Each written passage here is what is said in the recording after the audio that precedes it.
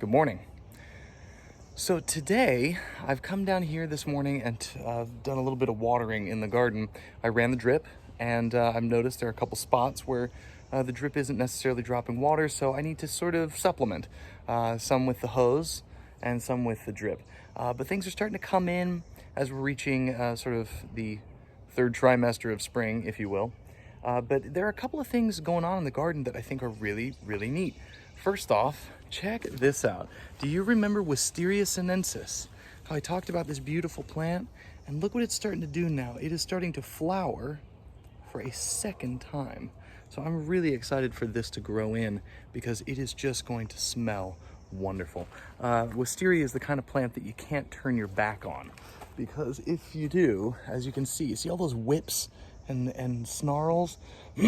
So it will climb up trees, it'll climb over this trailer, it'll just end up everywhere. So I'm coming by and I'm just snapping off with my fingers the parts that look like they're reaching for my pole beans or trying to get other plants. But I really want to get wisteria into a place where it's both contained and also looking wild. Now check this out. I talked about this yesterday, but my favorite time of year, Gardenia jasminoides. That is the sweetest scent. Flowers, oh, they're so wonderful. And these bushes will produce so many gardenias that it's probably safe to pluck a couple, put them in a bowl of water, and put them in our kitchen. They're gonna smell really nice. I also have a couple of tiny, tiny vases that only hold a single flower, and I certainly mean to use those as well. So a lot of cool things happening. Yesterday I planted those Hyacinthoides hispanica seeds, and I learned that Hyacinthoides it can be propagated by seed or by bulb, and that if you plant the seeds, it may sort of be biennial in that it takes a first year to grow, and it tries to expend some of its energy creating strong bulb networks. So we may not see the results of those seeds being planted for another couple of years, but that's okay, because like I said, this is an ongoing process. I want to get to the point where suddenly flowers are springing up that I had forgotten about from years ago. Now, I also want to talk a little bit about a concept that I read about. This comes from, I was doing some research on Luther Burbank. And if you don't know who Luther Burbank is, he was a brilliant horticulturalist who later in his life actually became quite an accomplished yogi through Paramahansa Yogananda's Kriya Yoga initiation, which I think is really cool. It makes a lot of sense to me that a gardener and a yogi would go hand in hand, living in one body. But he was a horticulturalist who was known for being able to do just magical things. They said that there were nut trees outside his home that you couldn't park your car under because they would drop 50-pound nuts. He was known for crossbreeding things like strawberries and apples, and I mean, just all manner of things. Apparently he was extraordinarily disorganized when it came to keeping his notes. A lot of people thought of him as a scientist, but he didn't have a lot of journaling on hand. Big fan of that.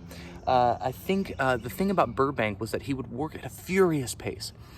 People would go and they would want to study with him, and he single-handedly would plant 1,200 tulip bulbs in one go.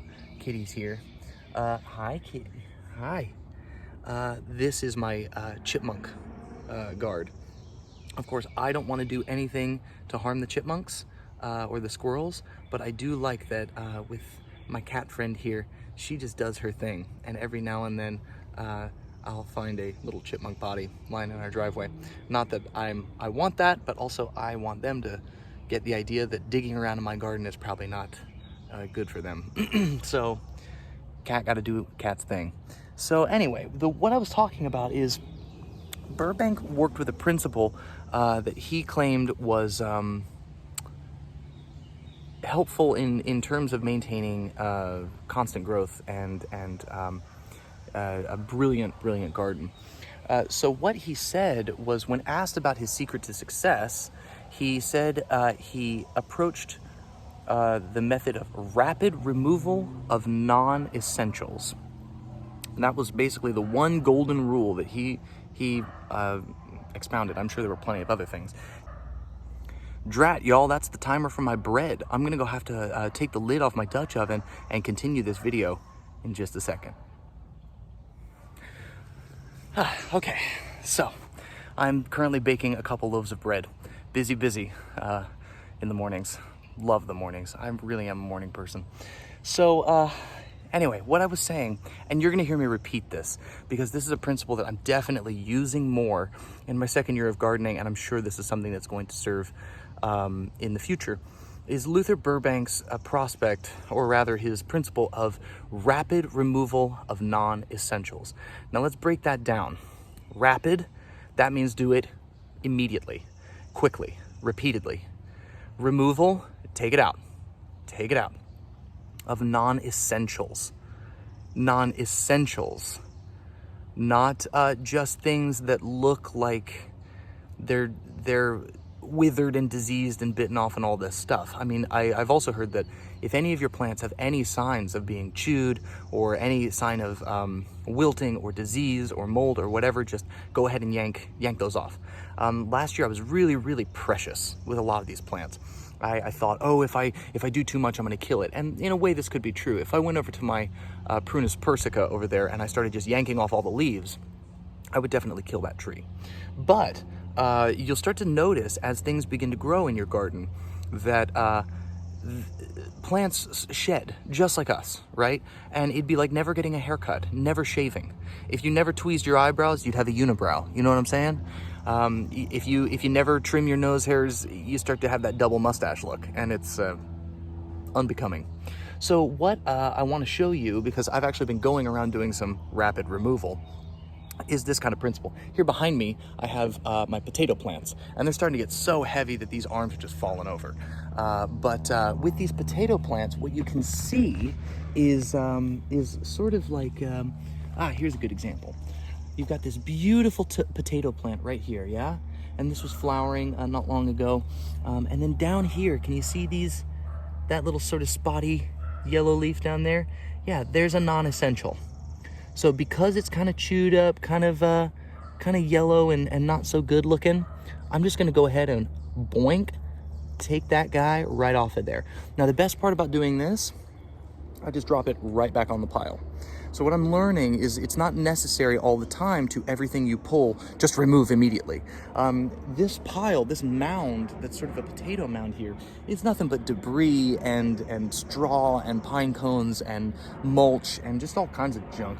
So what I've been doing is I'm going through and there's a red bud here, a Cercis canadensis, that's trying to reach into the potatoes and block out their sun. And look how broad those leaves are. So I yanked off a couple of those branches and I'm just gonna throw them right down in there. The potatoes will grow around them. Take a look at this.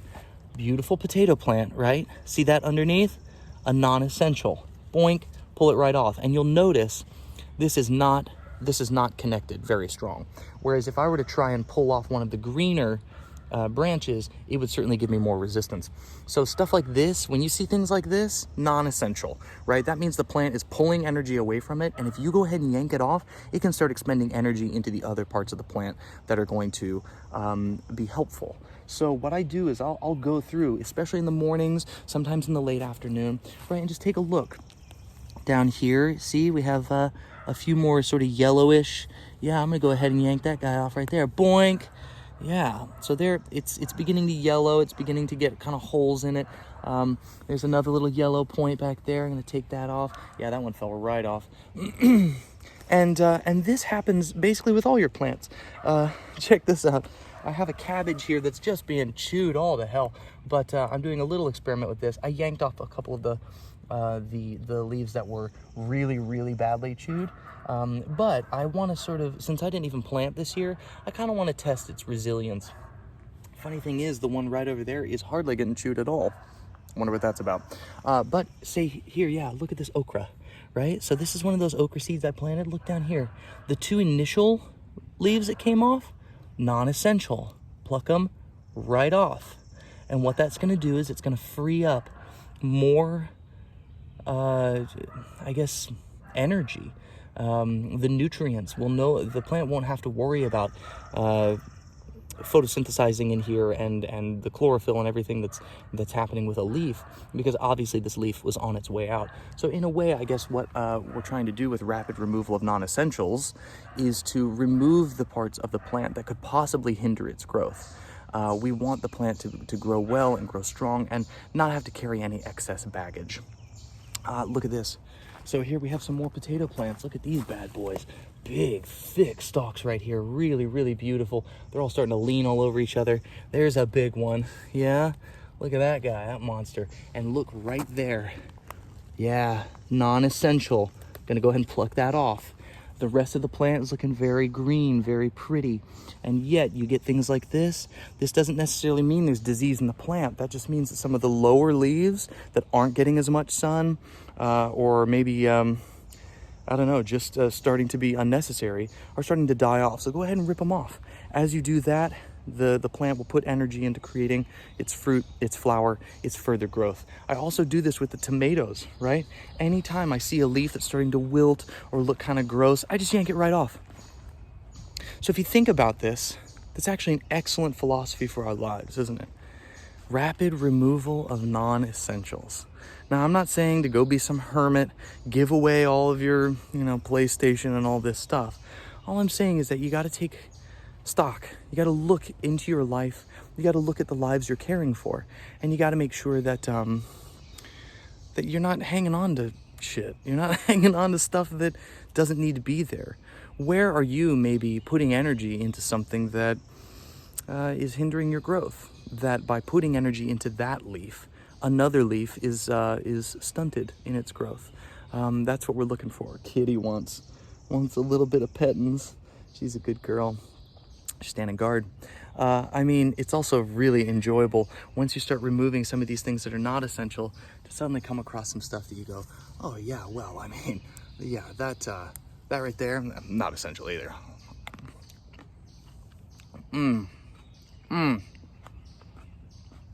That's fantastic. Really good. I've also heard another tip, if you're talking tomatoes, that as soon as the tomato starts to turn a color, go ahead and pick it off. Put it in your windowsill, and it'll continue to red. We do this with all sorts of tomatoes, but look at these guys coming in. Yeah, all sorts of monsters coming in here, right? Yeah, it's looking really good. So Luther Burbank, do some research on this guy. Really, really cool dude. He eventually became a self-realized yogi through the Paramahansa Yogananda School of Self-Realization. But it's beautiful, beautiful practice. And this can also, I think, in a way, help prevent disease. Say you see one of your bean plants amongst a dozen bean plants is starting to look a little diseased. If you go ahead and yank that plant right out of the ground, you could be preventing the disease, whether it's blight or fungus or whatever, from spreading into your other plants.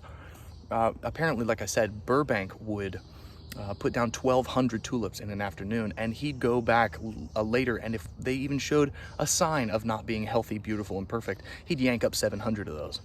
People were astonished because he would work at a furious pace, and if there was something that even sniffed of it being non-essential, he'd yank it right out.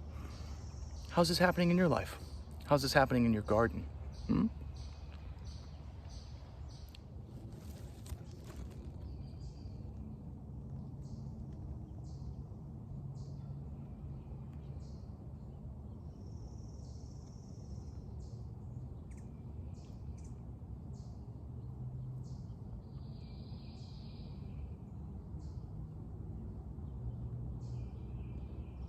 Everyone is welcome in the garden. The cats, even the chipmunks, even the bugs. If we can all show care and tenderness toward animals, toward plants, toward life, this is how we approach harmony. This is how we approach joy.